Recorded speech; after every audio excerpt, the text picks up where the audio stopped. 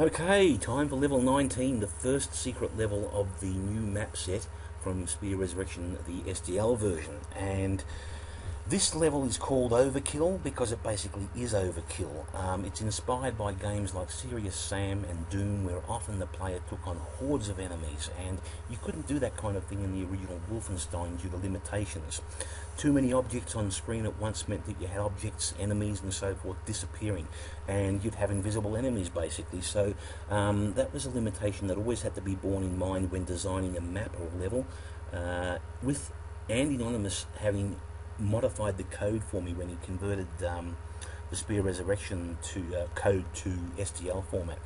He upped the number of objects that could be displayed on the game screen at any one time, and this enabled me to make a level where you could have a heap of objects on screen at once, and so I can decorate a level heavily. I can also have a lot more enemies on screen at once. And so that is the reason I made this level, so as to give the player a Wolfenstein level where they've got a challenge, a huge wave of enemies. How you play it, there's a number of ways you can play it.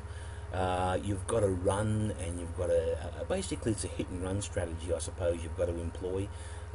It's up to your preferences. I'm going to use a more stealthy method of playing this level, what I think is the easiest way to tackle it.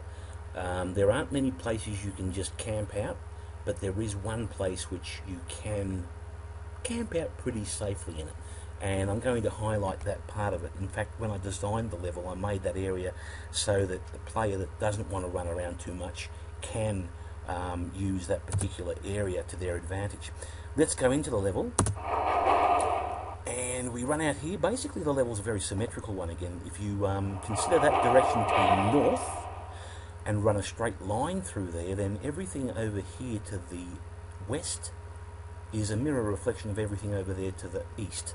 Not exactly, but basically that's the layout of the level. Basically the whole level is centered around one huge central room, which is full of enemies, around 150 enemies on the hardest skill level, around 100, maybe a little bit less on the easiest skill level. It's a challenge whichever skill setting you take.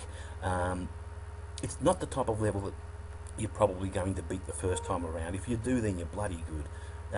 It's the type of level that I wanted to create so that a player can play it, they get beaten but think, gee, I got pretty far through it that time, I'll try it again. Or I almost got it that time, you know. It's the type of level that I wanted players to keep coming back for as a challenge. And when they finally beat it, there is a stash of treasure to reward them for their efforts in the central room. And being a secret level, of course, like keeping in tradition with the original Wolfenstein, secret levels were generally harder than normal levels, and they generally offered a lot more reward in the form of treasures and so forth. So I've stuck to that kind of theme for this level. Okay, let's get running around and explore all these early areas. The level seems rather quiet to start with, because all the enemies are basically in one room, with the exception of a few guards that I've placed around so that the unsuspecting first-time player will think, oh, this is a big level, but there's not many enemies around, and they're going to be in for a big shock, of course. Maybe that's a bit cruel doing that, but anyway. Okay, let's get rid of these first few guards around the place. There's one here. He can't see me. Hello? Are you there? Can you see me? Can't even see me. Okay, there he is. And this guy, of course, too. Now, if you come up here, Achtung! This is a warning sign, bloodied bodies hanging from the ceiling. The player should see this and think, okay, there's something dangerous beyond this wall. And if that's not hint enough, I'm hoping all this blood and gore all over the floor will give the player a bit of a heads up as to the fact that behind this door there is a huge threat, you might say. But we'll come back to this door when we're about to start all the action. Just behind that door, by the way, is a gold key that does give the player a little more flexibility when they're moving around the level.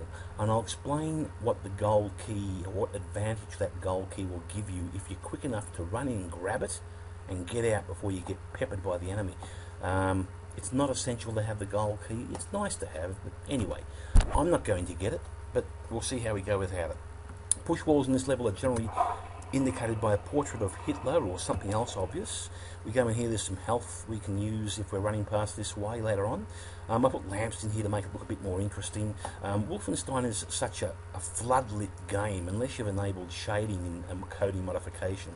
It's so well lit. I like to put lights and lamps around to justify the high lighting level. Just an aesthetic thing, that's all.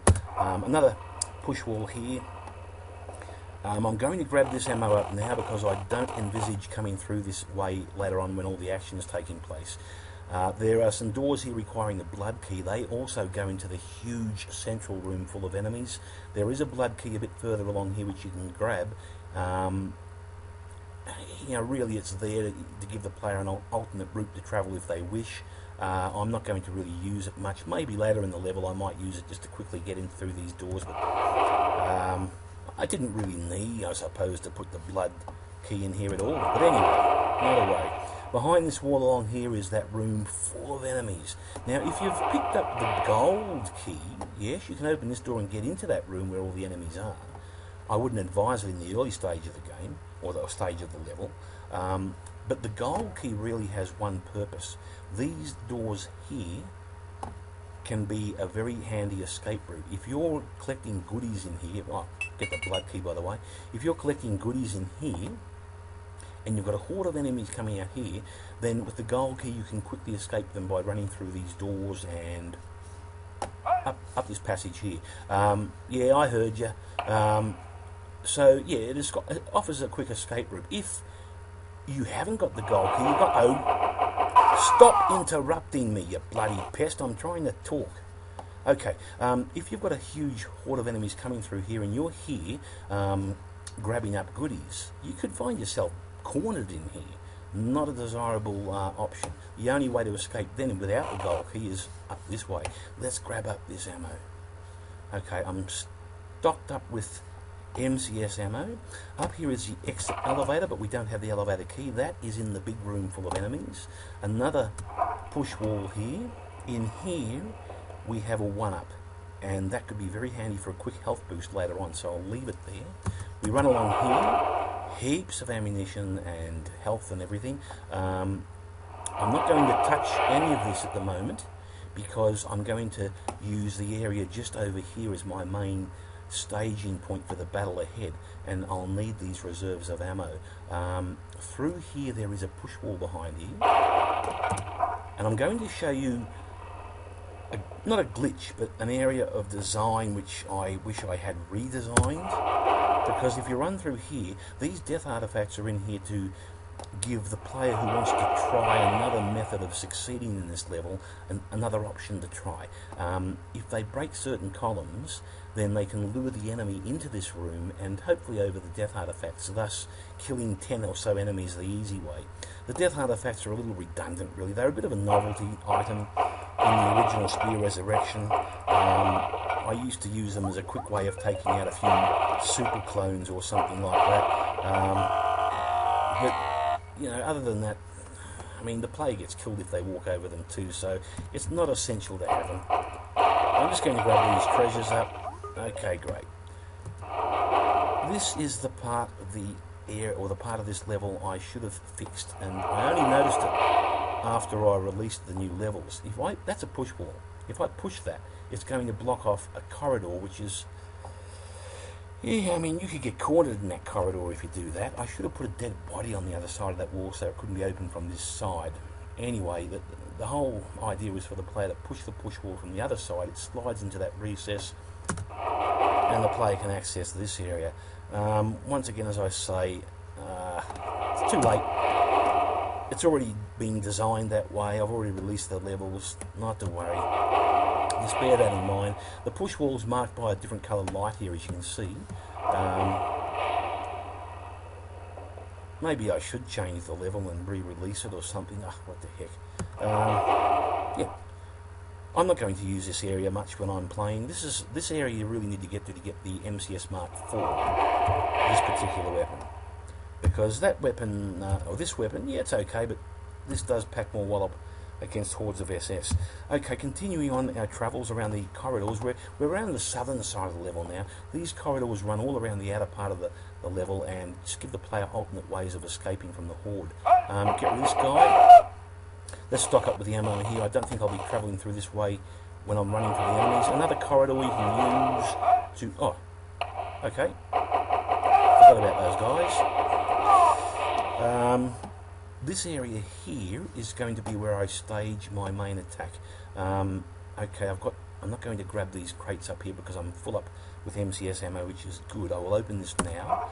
I want to save as much ammunition around this area and health as I can, because I will be using this area, as I say, as my main, I suppose the main area I'm going to launch my attack from, or defense more likely.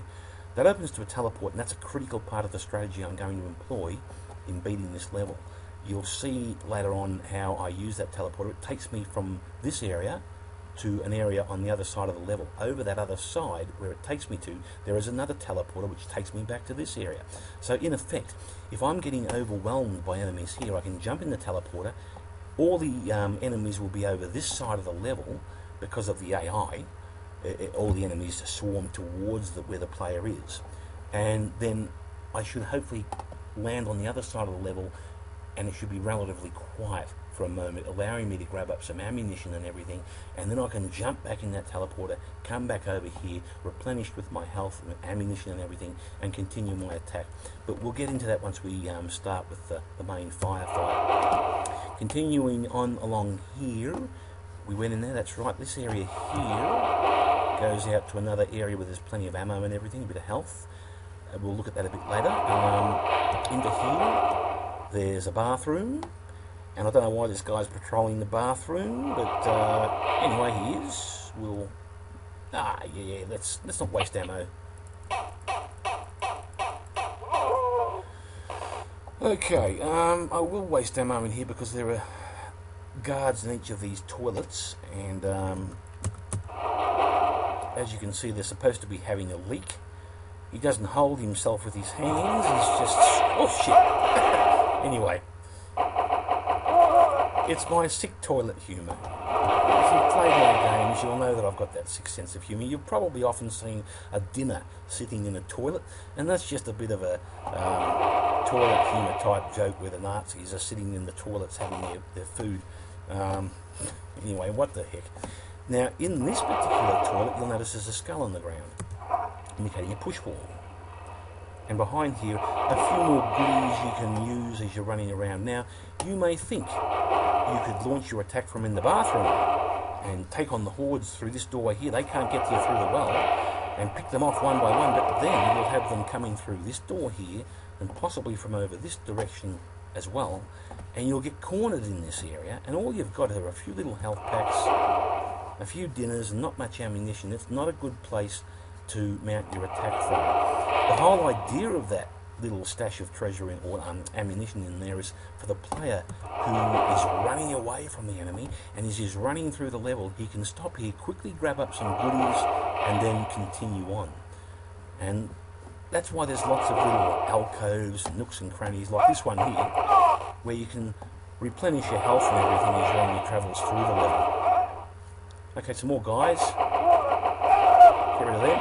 Another push wall here, and this opens to the other teleporter I was talking about before. This will take me to the area where that other teleporter is, and this teleporter will take me back to the area we've just left. So this is the eastern side of the level, and this here is the western side of the level. So we're going to be jumping through these teleporters on occasion. This will be key to our strategy. Okay, let's move on. Yeah.